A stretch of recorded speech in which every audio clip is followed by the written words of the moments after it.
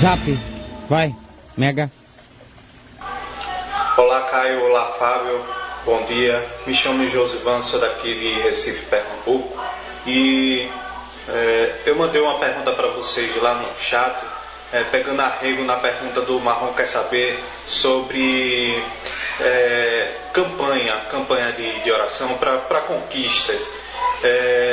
Eu sou nascido no berço evangélico e de vez em quando minha mãe diz para eu insistir com Jesus em termos de conquistas. Por exemplo, eu moro de aluguel e todo mundo quer sair de aluguel, não é isso? Então eu, conversando com minha mãe, ela disse: insista com Jesus para ele lhe conceder uma casa, abrir as portas. Caio, eu quero saber se eu devo insistir tanto. Ele não sabe que eu preciso, necessito. Então é preciso que eu fique insistindo sobre esse aspecto?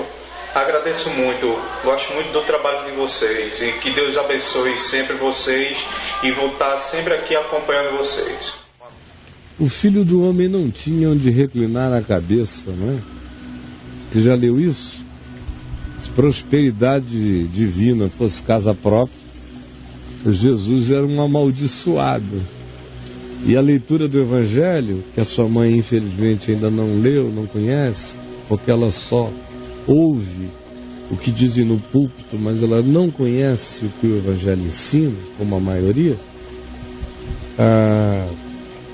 na cabeça da sua mãezinha, qualquer que seja a presença de Deus na vida do homem, tem que se manifestar assim, por essas materializações, porque é o que a religião ensina, sempre ensinou e ensina cada vez mais. Mas leia o Evangelho, você vai ver que não tem nada a ver. Jesus chega a dizer que aquele que o seguir e que deixa atrás de si pai, mãe, irmãos, amigos, casas, propriedades, campos, fazendas, por amor ao Evangelho, e segue vivendo o Evangelho, terá neste mundo muitos pais, muitas mães, muitas casas, muitos irmãos, muitos campos, muitas fazendas. Como que? Como propriedade pessoal? Não. Como fruto da fraternidade.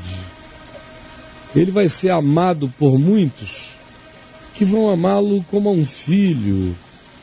Vai amar a outros que ele amará como se fossem filhos dele. Amará a outros como se fossem seus irmãos. Será hospedado em lugares fruto do amor fraterno que nenhum dinheiro pagaria a vida inteira e com perseguições. É o que Jesus ensina. Você veja como o ensino de Jesus é totalmente diferente das expectativas ensinadas por você, para vocês na religião. Você abre aqui em Apocalipse, no capítulo 2, você vê qual é o sentido de conquista. Completamente coerente com o que Jesus disse. Aquele que perseverar até o fim, esse será salvo. Esse é o que conquista, esse é o que vence. É quem persevera na fé. É a única conquista que conquista alguma coisa, é a da perseverança na fé. Não em objetivos materiais, mas na imutabilidade do caráter e no crescimento da consciência em amor e em fé no Evangelho. Isso é aquilo a que o Novo Testamento chama de prosperidade. Você lê a segunda epístola de João, terceira epístola de João, veja lá como ele diz que essa é a verdadeira prosperidade. O homem é medido na sua prosperidade pelo seu domínio próprio, pela alegria, pela fidelidade, pelo fruto do Espírito, pelo que o coração produz na vida. Não tem nada a ver com conquistas de natureza material. Senão o cara abençoado era o Esteves. Esteves é que era o cara abençoado.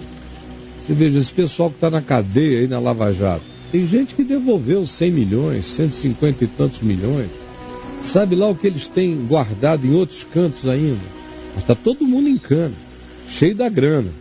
Prosperidade maravilhosa, não é? Ou o Evangelho, Jesus dizendo daquele cara que só pensava em ficar rico, conseguiu, conquistou, fez isso, fez aquilo, dobrou, triplicou, aumentou.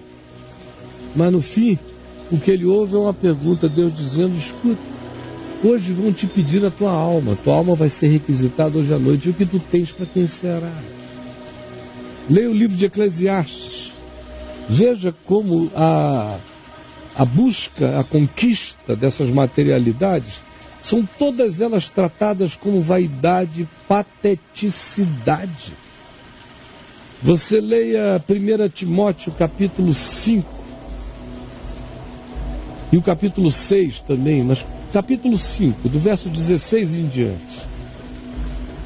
Paulo falando dos que querem ficar ricos, como entram em ciladas e perdem a singeleza da fé, da alegria do ser. Perdem a conectividade pura e simples com Deus, porque se curvaram à idolatria do consumo. É tudo aqui, eu não estou inventando nada. E em Apocalipse 2 e 3, olha a sequência do significado do conquistador, segundo o Evangelho. Ao conquistador, ao vencedor, dar-lhe-ei que se alimente da árvore da vida que se encontra no paraíso de Deus. Essa é a vitória, essa é a conquista. É comer a vida eterna todo dia. Olha só mais adiante o que se diz. Ao conquistador, ao vencedor, a ele digo: de modo algum sofrerá o dano da segunda morte. Nem tenha medo de morrer, você já passou da morte para a vida. Essa é a conquista. Mais adiante se diz o seguinte: ao vencedor ou ao conquistador, dar-lhe-ei do maná escondido, bem como lhe darei uma pedrinha branca, e sobre essa pedrinha escrito um novo nome, o qual ninguém conhece, exceto aquele que o recebe. Isso é uma descrição de individuação, de intimidade sua com Deus. Só Ele sabe seu nome, ninguém conhece a sua identidade. O vencedor é aquele que mergulha nessa intimidade eterna, intransferível, incompartilhável, indizível, inexplicável, incomunicável de nós para os outros. É algo tão pessoal que só Ele sabe o nome do meu ser. Esse é o galardão do vencedor, não é uma casa própria. Você entendeu? Aí você continua lendo essas promessas que se faz a quem vence. Ao vencedor que guardar até o fim as minhas obras, que não voltar atrás no compromisso com o Evangelho. Isso é que significa as obras de Deus. É o que Jesus mandou como manifestação de amor, de vida, segundo o Evangelho. Ao vencedor, que é o que guardar até o fim o Evangelho, eu lhe darei autoridade sobre as nações, e com um cetro de ferro as regerá e reduzirá a pedaços como se fossem objetos de barro, assim como também eu recebi de meu Pai, dar-lhe-ei ainda a estrela da manhã. Ou seja, tudo isso tem a ver com o mundo por vir. Não tem a ver com você se tornar agora um indivíduo reconhecido pela sociedade, ou pela humanidade, ou por qualquer coisa do gênero. Às vezes, sendo assim, você passa por esse mundo sem ser nem notado pelos olhos cobiçosos e vaidosos. Mas você é o vencedor de Deus enquanto anda. Mais adiante se diz: o vencedor será vestido de vestiduras brancas, de justiça. De modo nenhum apagarei o seu nome do livro da vida. É um indivíduo seguro, absolutamente certo da sua segurança. Esse é o vencedor. Pelo contrário, confessarei o seu nome diante do meu Pai, diante dos anjos, diante do universo. Esse é o vencedor. E mais, o vencedor, falo-ei, coluna do santuário, que não é um templo, é um santuário espiritual. O vencedor é referência no mundo espiritual. E daí jamais sairá, ele está fincado nesse chão, nessa rocha.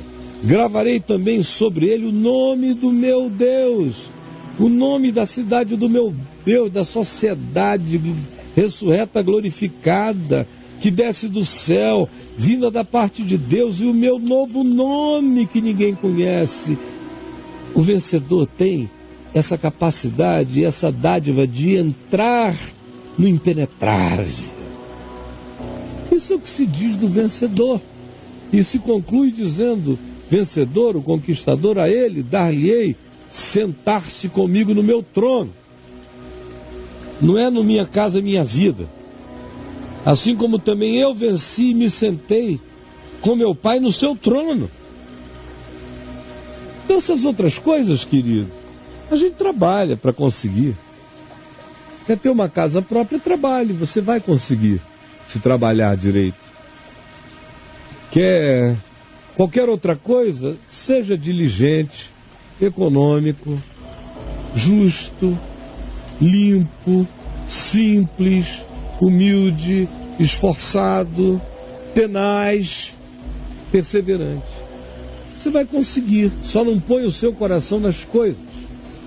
Porque Jesus diz: cuidado, coisas podem ser roupa, comida, bebida, mas tem o poder de nos corromperem se a gente vive para elas. Ao contrário, Jesus disse: busque o significado original, busque o reino de Deus, que é a implantação da consciência do Evangelho e uma vida que vive naturalmente as coisas assim do céu na terra, no coração, em obediência. Esse é aquele que tem o reino de Deus plantado dentro dele, pela fé. Busque em primeiro lugar o reino de Deus, e bondade e misericórdia seguirão você. Todas as outras coisas serão acrescentadas. Oriente a sua vida não para as coisas, mas para o sentido eterno de tudo. E as coisas do bem e da vida serão todas acrescentadas à sua existência. Com relação ao que você disse sobre a sua mãe, dizendo: conquista com Jesus, pede, pede, pede, pede, até você conseguir. Jesus disse: não useis de vãs repetições, Mateus 6, como fazem os pagãos, que supõem que pelo seu muito pedir, insistir, falar, agendar Deus, serão atendidos. Claro que se você ficar com uma ideia fixa, você não precisa de Deus. Um ateu com ideia fixa consegue quase tudo. Um agnóstico com ideia fixa consegue aquilo no que se fixar. Um indivíduo simplesmente cobiçoso, o cara pode chegar aos 38, 40 anos de idade como o 13º cara mais rico de um país como o Brasil, sem ter ganho herança nenhuma, só porque se obstinou. Não necessariamente com princípios, até sem princípios, e ganhar tudo.